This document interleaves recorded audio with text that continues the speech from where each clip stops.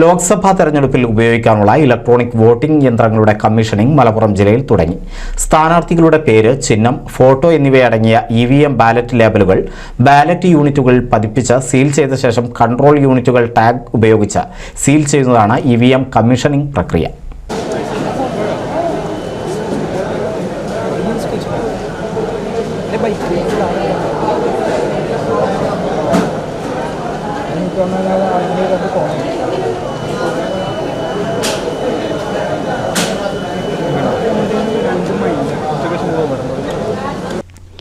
പൊന്നാനി, മലപ്പുറം ലോക്സഭാ മണ്ഡലങ്ങളിലേക്കും വയനാട് മണ്ഡലത്തിൽപ്പെട്ട വണ്ടൂർ, നിലമ്പൂർ, ഏറനാട് എന്നീ നിയമസഭാ മണ്ഡലങ്ങളിലേക്കുമുള്ള വോട്ടിംഗ് യന്ത്രങ്ങളാണ് ജില്ലയിൽ സജ്ജീകരിച്ചിരിക്കുന്നത്. ഓരോ നിയമസഭാ മണ്ഡലങ്ങളിലും വോട്ട് യന്ത്രങ്ങൾ സൂക്ഷിച്ചിരിക്കുന്ന സ്ട്രോങ് റൂമുകളിൽ വെച്ച് അസിസ്റ്റന്റ് റിട്ടേണിംഗ് ഓഫീസർമാരുടെ നേതൃത്വത്തിലാണ് കമ്മീഷനിംഗ് നടക്കുന്നത്. വിവിധ രാഷ്ട്രീയ പാർട്ടി പ്രതിനിധികളുടെ സാന്നിധ്യത്തിലാണ് കമ്മീഷനിങ്ങിനോടൊപ്പം മോക്ക് പോളിംഗും നടത്തുന്നുണ്ട്.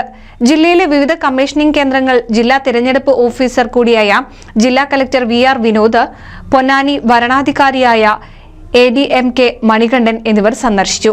തെരഞ്ഞെടുപ്പ് വേളയിൽ വോട്ടിംഗ് യന്ത്രങ്ങൾക്ക് തകരാറുണ്ടായാൽ പരിഹരിക്കുന്നതിനായി പൊന്നാനി, മലപ്പുറം മണ്ഡലങ്ങളിലേക്കായി ഭാരത് ഇലക്ട്രോണിക്സ് ലിമിറ്റഡിൽ നിന്നുള്ള 28 എഞ്ചിനീയർമാർ ജില്ലയിലെത്തിയിട്ടുണ്ട്.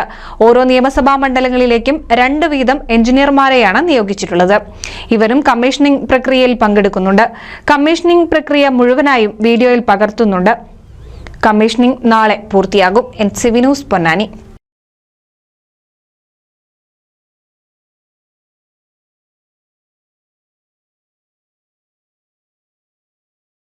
ഒരായിരം വിവാഹങ്ങൾക്ക് ഒരേ ഒരു ബ്യൂട്ടി സിൽക്സ്, എടപ്പാൾ, ചാവക്കാട്, തൃപ്രയാർ, പുത്തനത്താണി, പെരിന്തൽമണ്ണ.